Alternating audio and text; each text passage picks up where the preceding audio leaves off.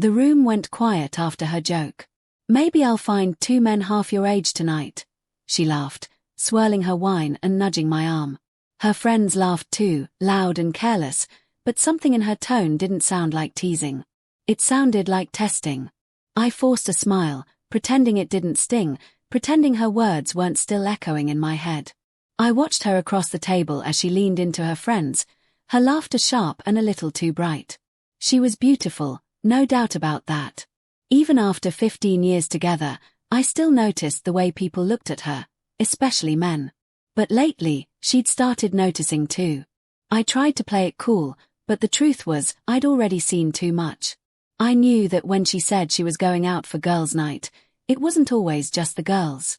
I knew because 2 weeks earlier, I'd seen a message pop up on her phone while she was in the shower.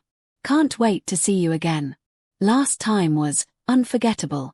There was no name saved, just a number. I didn't confront her right away. I needed to know for sure. So I waited, watched, listened.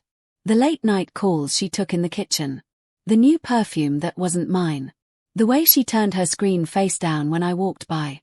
I told myself it was paranoia, jealousy, insecurity, anything but the truth.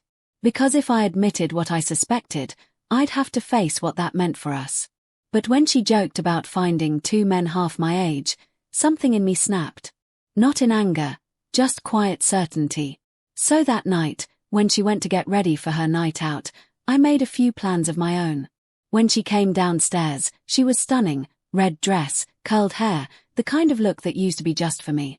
She caught me staring and smiled like nothing was wrong. "Don't wait up," she said playfully, grabbing her clutch. "I won't," I replied, and meant it. As soon as her car disappeared down the street, I got to work. I'd arranged something she wasn't expecting. A little surprised to remind her that secrets have a way of finding their way home. She thought I was at work late that night. What she didn't know was that her girls' night was happening at a downtown bar called Ember, the same one I'd seen in her text thread. I had a friend, Jason, whose cousin worked there.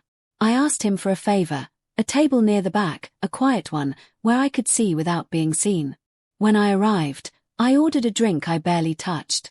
The place was dimly lit, warm with chatter and the low hum of music. It wasn't long before she walked in. She wasn't alone.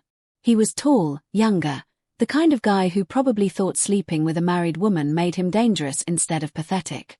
She smiled at him the way she used to smile at me, soft, familiar, full of something that used to belong to us. They took a seat near the bar, her hand brushing his as she leaned in close.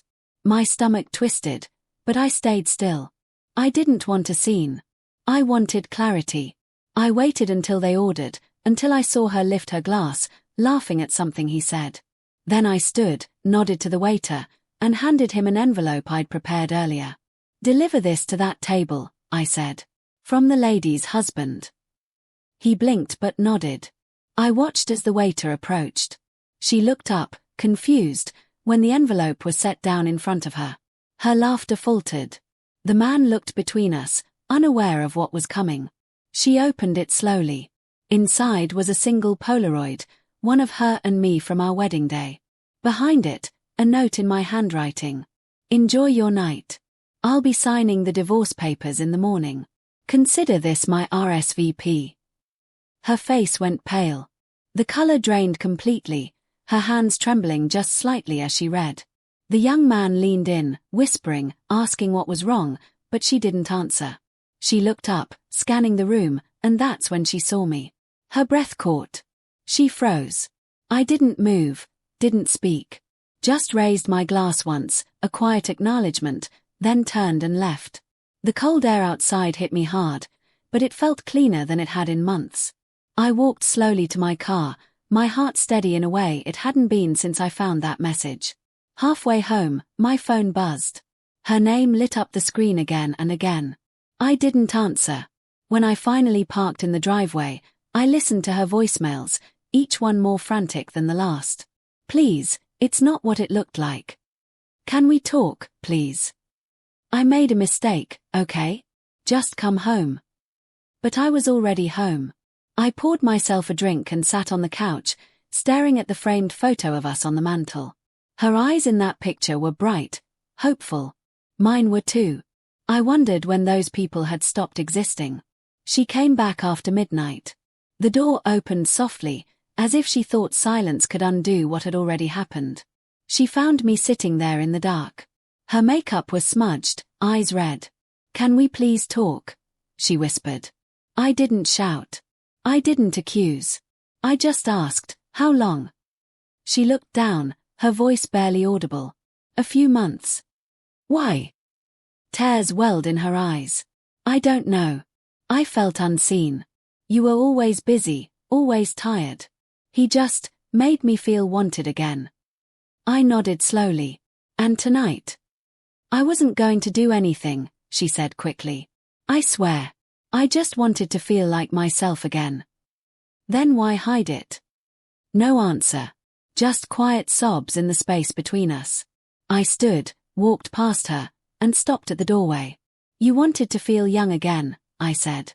"I hope it was worth what you lost." She reached for me, but I stepped back. "Please," she whispered. "Don't end it like this." But it was already over. Not because of the affair, but because the trust, the thing that held everything together, had quietly died long before that night. The next morning, I kept my promise. I met my lawyer, signed the papers, and sent her a copy. Her final message came hours later. "I didn't think you'd actually let me go." I stared at it for a long time before replying. "You already did." And for the first time in a long time, I felt something close to peace.